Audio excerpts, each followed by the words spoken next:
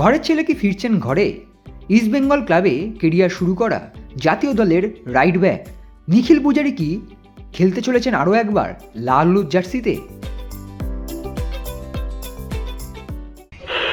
আকাশবাণী কলকাতা, শুরু হচ্ছে মহিলা মহল।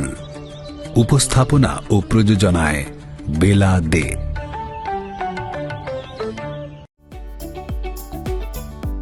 গত কয়েক মরশুম ধরেই ইস্টবেঙ্গল দলের দুই সাইড ব্যাক নিয়ে প্রবল সমস্যায় পড়েছে লাল হলুদ ম্যানেজমেন্ট। মূলত দলের দুই সাইড ব্যাকই ছিল ইস্টবেঙ্গল দলের দুর্বলতম পজিশন, আর সেই কারণেই নতুন মরশুমে রক্ষণকে আরও শক্তিশালী করার লক্ষ্যে অস্কার ব্রুজোর দল। আর এরই মাঝে ইস্টবেঙ্গল দলের রাইট ব্যাক পজিশনের জন্য নাম উঠে এলো নিখিল পূজারির। এর আগে ভারতে বিভিন্ন ডিফেন্ডারের নাম শোনা গেলেও হঠাৎ কেন সামনে এলো নিখিল পূজারির নাম? চলুন জেনে নেওয়া যাক। রাইট ব্যাক পজিশনের জন্য একজন ভালো মানের ভারতীয় ডিফেন্ডার খুঁজছিল ইস্টবেঙ্গল দল। ইতিমধ্যেই লাল হলুদ ম্যানেজমেন্ট ভালপুইয়ার সঙ্গে যোগাযোগও করেছিল এবং কথাবার্তাও এগিয়েছিল অনেক দূর, কিন্তু বাধা হয়ে দাঁড়ায় ভালপুইয়ার ট্রান্সফার ফিস। খবর অনুযায়ী ভালপুইয়াকে দলে নিতে গেলে ইস্টবেঙ্গল দলকে প্রায় 1,80,00,000 টাকার ট্রান্সফার ফি দিতে হবে মুম্বাই সিটি এফসিকে। আর এখানে সৃষ্টি হয়েছে জটিলতার। তার কারণ আইএসএল কবে শুরু হবে তা এখনও জানে না কেউই। ফলে অনিশ্চিত আইএসএল এর জন্য 1,80,00,000 টাকা খরচ করে একজন স্বদেশি ফুটবলারকে নেওয়ার বিষয়ে ভাবনা চিন্তা করেছে ইস্টবেঙ্গল ম্যানেজমেন্ট।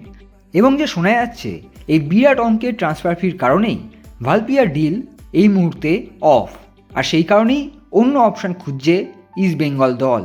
এরই মাঝে আশুতোষ মেহতারও নাম শোনা যায়, কিন্তু বিভিন্ন জটিলতার কারণে আশুতোষের সঙ্গেও ইস্টবেঙ্গল ম্যানেজমেন্টের কথা চূড়ান্ত পর্যায়ে পৌঁছায়নি।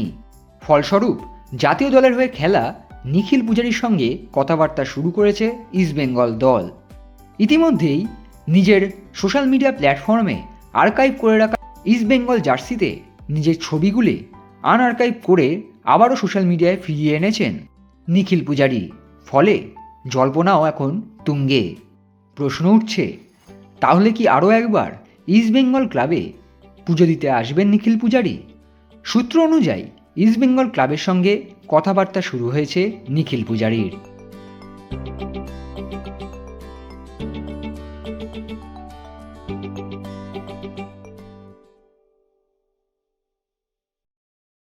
extra time.